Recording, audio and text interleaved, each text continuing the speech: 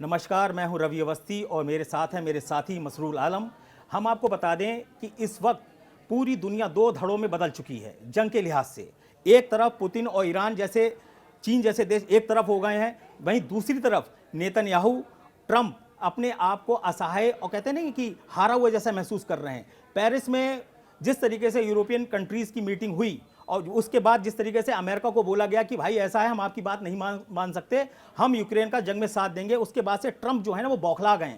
Marco Rubio जो America के विदेश मंत्री हैं, उन्होंने बिल्कुल क्लियर कट कह दिया कि भैया बहुत हो गया, 90 दिन से समझा समझा के हम लोग थक चुके हैं। अब अमेरिका इस शांति वार्ता से बाहर निकल आएगा और हमें इससे मतलब नहीं है कि यूक्रेन युद्ध में अब क्या होता है। अब यूक्रेन जाने, यूरोप जाने और पुतिन जाने, अब अमेरिका से अपने आप को अलग कर लेगा अगर कुछ दिनों के अंदर ये समझौता नहीं होता है।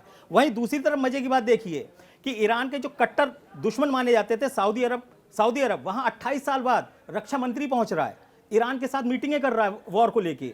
पुतिन के पास जो है वो ईरान के विदेश मंत्री सैयद अब्बास वो पहुंचे हुए हैं, वो मीटिंग कर रहे हैं युद्ध को लेकर। कुल मिला के जो खलबली मची है पूरे दोनों धड़ों पर, दोनों मोर्चों पर, वो पूरी तरीके से अमेरिका और इजराइल के खिलाफ जा रही है। और सबसे ज़्यादा इस समय जो परेशान है वो नेतन्याहू हैं, क्योंकि उनको साथ ही नहीं मिल पा रहा है, उनकी कोई बात सुनने को तैयार नहीं है। ट्रंप उन्हें डांट रहे हैं कि तुम अगर ईरान पे हमला करोगे तो समझ लो कि तुम्हारी हम सैन्य सहायता बंद कर देंगे। और इधर मोर्चे पे मोर्चे नए नए हथियार ईरान दुनिया के सामने ला रहा है। मसरूर, मैं आपसे पूछूंगा कि ईरान ने अभी पिछले 24 घंटे के अंदर ऐसे क्या धमाके किए, ऐसी क्या जंग की रणनीतियां बनाई हैं जो इजराइल और अमेरिका दोनों पर भारी साबित हो रही हैं?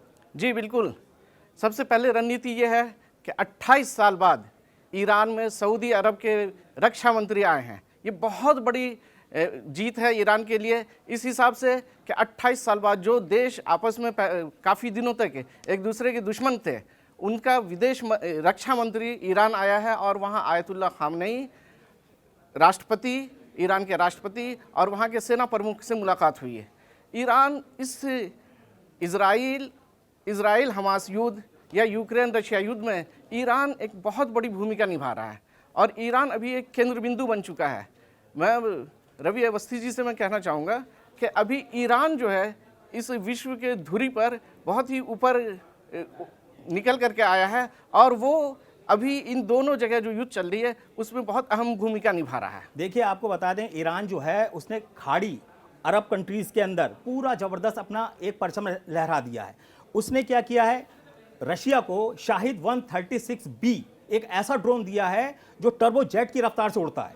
ठीक है, दूसरा उसके सबसे इंपॉर्टेंट चीज़ ये है कि जो यूक्रेन पर अटैक हो रहे हैं उसमें शाहिद 136B का जो इस्तेमाल है वो रशिया ने लगभग 5 गुना बढ़ा दिया है। इसका मतलब बिल्कुल क्लियर है कि जो ईरान के हथियार हैं उससे रशिया जीत रहा है और रशिया को साफ समझ में आ गया है कि ईरान जो है वो कितना उनके लिए कहते हैं मजबूत एलाई है। दूसरी तरफ आप देखिए, ट्रंप के संग दुविधा ये है कि वो चाहते हैं कि जंग रुके और मुझे मेरा पैसा वापस मिले। अमेरिका के दिमाग में इस समय सिर्फ पैसा है, वो चाहता है कि तुम्हें मरना हो मरो, लेकिन हमारा अमेरिका का पैसा हमारे पास आना चाहिए। यही वजह है कि मार्क रूबियो पेरिस में गए और कहते हैं एम्यूल मैक्रो से मिले राष्ट्रपति से। वहाँ पर एम्यूल मैक्रो, मार्क रूबियो और स्टीव विटकॉफ कौन है, ट्रंप के विशेष दूत, इन सबकी मीटिंग हुई कल और काफ़ी देर मीटिंग हुई। उसके बाद ये था कि जब मीटिंग होगी तो प्रेस कॉन्फ्रेंस होगी, लेकिन नहीं हुई। बाहर आके मार्क रूबियो बोले कि भाई देखिए, मैं कुछ नहीं कर सकता, अब 90 दिन से ज़्यादा का वक्त हमारे पास हम लोग लगा चुके हैं इसके अंदर, ये युद्ध विराम होता हुआ नज़र नहीं आ रहा है। अगर अब कुछ भी होता है तो उसके लिए जिम्मेदार जो होंगे वो जेलेस्की होंगे, जिनकी आंख में ट्रंप ना जो है ना कांटों की तरह खटक रहे हैं। तो हालात ये हो गए हैं कि पुतिन को हर तरीके से फ़ायदा मिल रहा है, ईरान से हथियार मिल रहे हैं, ठीक है, और इधर यूक्रेन की जो ज़मीन है वहाँ से जो अमेरिका का जो कहते हैं जमावड़ा था या कहने सैन्य सहायता थी वो कम होती चली जा रही है। और उसमें फंस कौन रहा है, फंस रहा है यूरोप के वो 27 कहते हैं ना, यू के जो 27 देश हैं उनमें से 25 देश ऐसे हैं जो जेलेस्की का साथ देने को तैयार हैं। उनमें से भी 15 देश ऐसे हैं जो ये चाहते हैं कि हम यूक्रेन की ज़मीन से जाके रूस के खिलाफ मोर्चा खोलें। अब ऐसी स्थिति में सबसे ज़्यादा हथियारों का इस्तेमाल किसका होगा, ईरान का होगा। और ईरान को तो फ़ायदा ही फ़ायदा है, क्योंकि जो रॉ मटेरियल आ रहा है वो चीन से आ रहा है, हथियार ईरान बना रहा है, पहुंच रूस रहे हैं और मारा कौन जा रहा है, यूक्रेन। तो कुल मिला के जो हालात हैं वो इतने प्रचंड और भीषण हो गए हैं कि अमेरिका को समझ में नहीं आ रहा है कि पहले मैं यूक्रेन की जंग रुकवाऊं या ईरान के ऊपर कहते हैं अटैक कराऊं, और नेतन्याहू को कैसे समझाऊं, क्योंकि नेतन्याहू के ऊपर एकदम बहुत ही क्लियर कट बहुत ज़बरदस्त प्रेशर है कि भाई अगर ईरान के परमाणु ठिकानों पे हमला नहीं किया तो ये आप मान के चलिए ये आराम से एटम बम बनवाएंगे और वो वहाँ बैठे रहेंगे ट्रम्प जी, और इधर वो धमाके कर देगा आके तेल अवीव पे। तब ऐसे हालात में इजराइल का वजूद ही खतरे में पड़ जाएगा। आपको पता होना चाहिए पूरी दुनिया में 1,23,00,000 यहूदी हैं, जिसमें से 87 लाख यहूदी अकेले इजराइल में रहते हैं। वहाँ भी 10 से 12% मुस्लिम रहते हैं, जो इजराइल के पक्ष में जाता है कि भाई मुस्लिम, ऐसा नहीं कि वहाँ पे नहीं रहते हैं, लेकिन कहते हैं ना जब खतरा आएगा तो एक तो दरवाजे पे हमास, दूसरा 2200 किलोमीटर दूर ईरान है, तो ऐसे में बचेगा कहाँ? इधर बेरूत लेबनान से दनादन अटैक हो रहे हैं। तो ऐसे हालात में अगर सऊदी अरब भी ईरान के साथ चला जा रहा है तो फिर तो कहते हैं ना कि ये तो नेतन्याहू और ट्रम्प के लिए कोड़ में खाद जैसा हो गया। जी बिल्कुल, बहुत ही बड़ा सेटबैक होगा इजराइल के लिए, नेतन्याहू के लिए। इससे पहले मैं एक बात और बता दूं, हमास ने इजराइल के उस ऑफर को ठुकरा दिया है जिसमें इजराइल ने कहा था कि 45 दिन की युद्धबंदी हो और 10 हॉस्टेज को छोड़ा जाए। हमास ने कहा नहीं, हम इसको नहीं मानते हैं, ये हमारे लिए सही नहीं होगा, हम चाहते हैं कि पूरे तौर से जंगबंदी हो और सारे जितने हॉस्टेज हैं उसे हम छोड़ देंगे। तो मसूद जी, मैं एक चीज़ आपको बीच में रोकना चाहता हूँ, ये बताइए कि आप तो बहुत दिनों से मिडिल ईस्ट की जो कहते हैं ना पूरी कवरेज को बहुत करीब से देख रहे हो, वहाँ के सेंटीमेंट्स को समझ रहे हो, और आपको क्योंकि अरबी और सारी भाषाओं का बहुत अच्छा ज्ञान है, आप मुझे ये बताइए कि इजराइल और अमेरिका के खिलाफ पूरे मिडिल ईस्ट में क्या भावनाएं हैं, किस तरीके के लोग पॉजिटिव हैं, क्या निगेटिव हैं, और उसका इम्पैक्ट वॉर पे क्या पड़ सकता है? वॉर पे इसका इम्पैक्ट देखिए, दो तरह की भावना होती है। एक तो सरकारी जो ऑफिशियल जो होती है, दूसरा पब्लिक का सेंटीमेंट जो है टोटली ये हमास की तरफ जाता है। हमास की तरफ? हाँ, हमास की तरफ जाता है। ईरान की तरफ भी वो उसमें फिर सेक्ट का आ जाता है, शिया सुन्नी वाला मामला हो जाता है। लेकिन ओवरऑल तो आजकल एक बात आ रहा है कि लोग बता रहे हैं कि मुस्लिम वर्ल्ड का लीडर बन सकता है ईरान, अगर वो अमेरिका और कहते हैं ना इजराइल को हैंडल कर लेगा, और अभी तो दिख रहा है ऐसा। अगर आप देखें सऊदी अरब तो एक सुन्नी देश हुआ ना, बिल्कुल। अब वो तो वहां पहुंचा है, वहां का रक्षा मंत्री 28 साल के बाद, तो ऐसे घूमने तो गया नहीं होगा, वो किसी वजह से गया होगा। और अगर सऊदी अरब वहां गया है तो इसका मतलब सीधी सी बात है कि रशिया का प्रेशर है सऊदी अरब पर।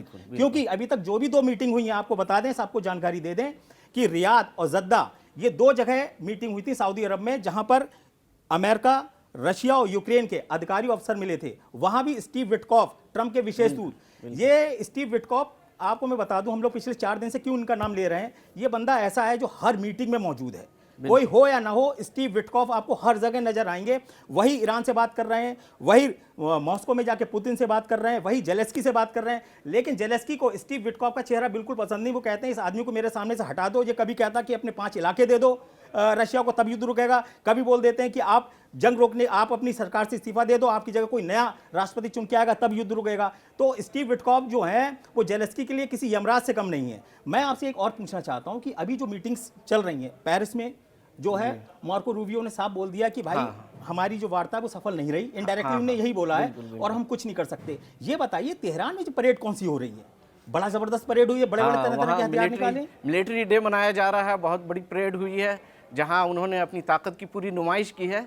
और वहां एक ऐसे वक्त में जबकि एक कट्टर दुश्मन देश सऊदी अरब से उनकी दुश्मनी थी, और 28 साल बाद सऊदी अरब के कोई रक्षा मंत्री वहां पहुंचे, ऐसे मौके पे वहां एक बड़ी परेड हो रही है। ये बड़ी बात है जी। अच्छा, एक चीज़ मैं आपको बता दूं कि ये परेड वाली बात बताइए, ये सालाना उनकी परेड होती है, और ये 19 तारीख यानी कि 19 अप्रैल को जो एक मीटिंग होने जा रही है, इटली के रोम में। किसकी मीटिंग होने जा रही है? ईरान और अमेरिका की।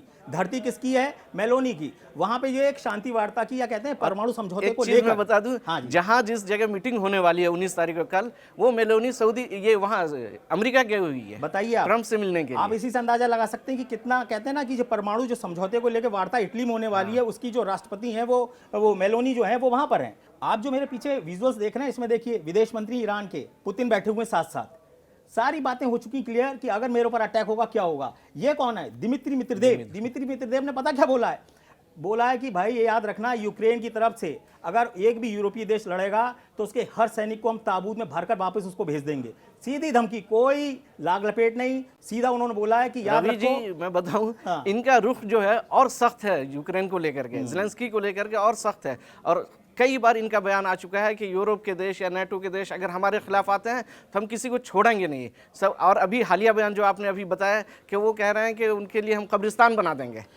आप स्थिति ये समझ लो कि यूक्रेन को वैसी कब्रिस्तान बना रखा है और यूरोप के जो सैनिक लड़ने को तैयार है उनके लिए ताबूत तैयार कर रखे हैं रशिया ने पहले ही से। उसने कहा कि जो 15 देश कह रहे हैं कि साहब हम रशिया के खिलाफ जाके यूक्रेन की जमीन से युद्ध करेंगे, उनके लिए, उनके सैनिकों के लिए ताबूत तैयार है। अब आप ऐसे अंदाजा लगाइए कि भाई आखिर ऐसी क्या वजह है कि ईरान की जो हथियार हैं वो रशिया बम्पर पैमाने पे यूज कर रहा है। इसमें 2 हथियार ऐसे हैं जिसको रशिया बहुत अच्छे तरीके से इस्तेमाल करना चाह रहा है। उसमें एक सबसे नया आया है बावर 373। ये कहते हैं ना एयर डिफेंस सिस्टम है, जिसको बताया जा रहा है कि वो S-400 और पैट्रियट जो अमेरिका का है उसकी टक्कर उससे भी अच्छा बताया जा रहा है। और दावे तो यहां तक किए जा रहे हैं कि ये अमेरिका के जो स्टेल्थ विमान है F-35 उसको भी मार सकता है। मतलब आप समझिए बावर 373 ईरान का एक ऐसा धांसू एयर डिफेंस सामने आया है जिसमें क्लेम किया जा रहा है कि ये आराम से B-2 बॉम्बर्स को भी डिटेक्ट कर सकता है, वो आराम से कहते हैं ना गाइडेड मिसाइलों को भी मार सकता है। तो आप अंदाजा लगा सकते हैं ये वॉर किस लेवल पे जा रही है। और आपने ये तो प्रूव हो चुका है कि जो ड्रोन है ईरान के, वो हर तरीके से जंग पर हावी हो चुके हैं। एक चीज मैं आपसे और पूछना चाहूंगा कि अगर ईरान को जरूरत पड़ती है मुस्लिम वर्ल्ड की, तो उसका साथ कौन कौन से देश देंगे? अगर कठिन वक्त आ जाता है, मान लो ट्रंप उस पर अटैक कर देते हैं, नेतन्याहू इधर से जेट भेज देते हैं, तो क्या स्थिति होगी? देखिए, मुस्लिम देश ऐसे कोई खास अभी तो सामने नहीं आए हैं जो सीधे तौर से उनका साथ दे सके। लेकिन यह है कि ईरान ने जो अपने वहाँ उस एरिया में, उस क्षेत्र में जो बनाए रखा है, जैसे हुती है, वो हमास के पे जब से इजराइल ने अटैक किया उसने भी इजराइल पे अटैक करना शुरू किया। तो हुती है या इस तरह के और दूसरे संगठन है, वो ईरान के साथ खुल करके सामने आएंगे। लेकिन बैकअप जो है ईरान को कई देशों से मिलेगा, लेकिन वो डायरेक्ट नहीं आएंगे।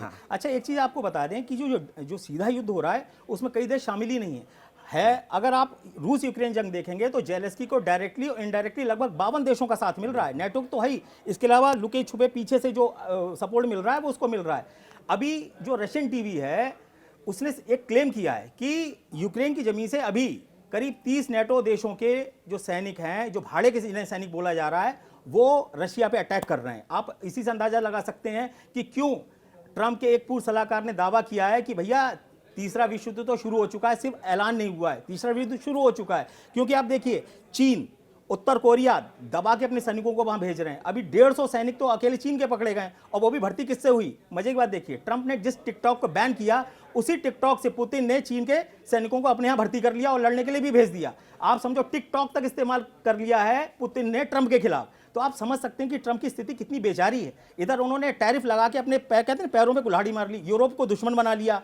पुतिन के ऊपर टैरिफ लग ही नहीं सकता, वो ऐसा कोई काम करते नहीं, उन्हें कोई फर्क नहीं पड़ रहा है। कुल मिलाकर जो फायदा मिल रहा है वो पुतिन को डायरेक्टली इनडायरेक्टली मिल रहा है। और हथियारों की जो खपत है वो बहुत सारी जो है वो ईरान की तरफ से मिल रही है। एक चीज आपको और बताएं, आजकल हम लोग देख रहे हैं ना सोने के दाम धनाधन बढ़ते चले जा रहे हैं। ऐसा दावा किया गया एक रिपोर्ट में कि ईरान ने अपने कुल धन का, यानी कि जो उसके पास एसेट है उसका करीब 20% पैसा सिर्फ सोना खरीदने में लगा दिया है। यानी कि बुरे वक्त में ही आदमी सोना इकट्ठा करता है, तो ईरान ने उसकी तैयारी पहले ही कर ली और सारे देशों को पीछे छोड़ दिया है। तो उसकी वजह से भी हो सकता है कि सोने के दाम अभी और बढ़ें। अच्छा, एक चीज और बताइए कि ईरान, चलिए मान लिया उसमें मिसाइल में और ड्रोन में बहुत तेज है, लेकिन ड्रोन और मिसाइल से ही जीतना संभव है इस युद्ध को? जमीन, क्योंकि असली तो जो लड़ाई होती है वो तो जमीन पे होती है। बात सही आप कह रहे हैं। उससे पहले जो कूटनीतिक लड़ाई है उसमें ईरान बहुत आगे बढ़ता जा रहा है। देख रहे होंगे आप कि ईरान एक तरफ रशिया का फुल सपोर्ट ईरान को मिल रहा है, पीछे से चाइना का सपोर्ट मिल रहा है।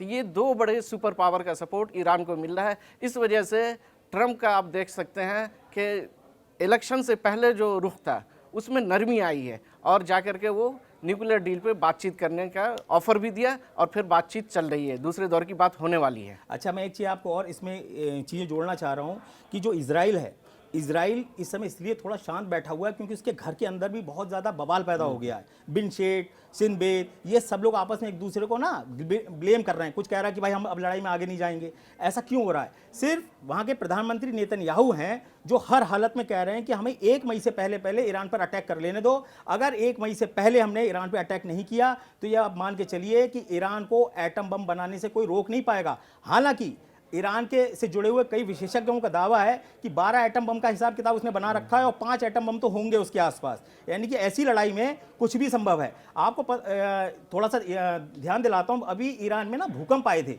2 महीने पहले और बोले थे वो धरती हिल गई और भूकंप आया, लेकिन उसका जब ऊपर का हिसाब किताब चेक किया IAEA ने अंतर्राष्ट्रीय जो परमाणु एजेंसी है, तो उसको पता चला कि जिस इलाके में भयंकर भूकंप जैसी बातें बोली जा रही थी 4.5 या 5.0 की, वहां पे रेडिएशन बहुत ज्यादा था, यानी कि विकिरण था, यानी कि कोई परमाणु टेस्ट हुआ है और उसको छुपाया गया है ईरान की तरफ से। तो आप अंदाजा लगा सकते हैं कि दो मोर्चों पे पुतिन जो है वो मजबूत हो गए, एक ईरान के मोर्चे पे, दूसरे यूक्रेन के मोर्चे पे, और जो ट्रंप है, जो सुपर पावर समझते थे अमेरिका को, वो बिल्कुल बैकफुट पे चला गया है। तो मेरा ये कहना है कि आज हम इसको यहीं पे अभी विराम देते हैं, क्योंकि बहुत सारे डेवलपमेंट अभी बहुत जल्दी होने वाले हैं, और हम मसरूर कल आपको फिर बताएंगे कि अगला जो मोर्चा है अमेरिका के लिए, नेतन्याहू के लिए, पुतिन के लिए और ईरान के लिए, वो कितना ज़्यादा वास्ट होने वाला, कितने बड़े इलाके में भी जंग फैलने वाली है, इसमें अब कोई शक नहीं है। बिल्कुल।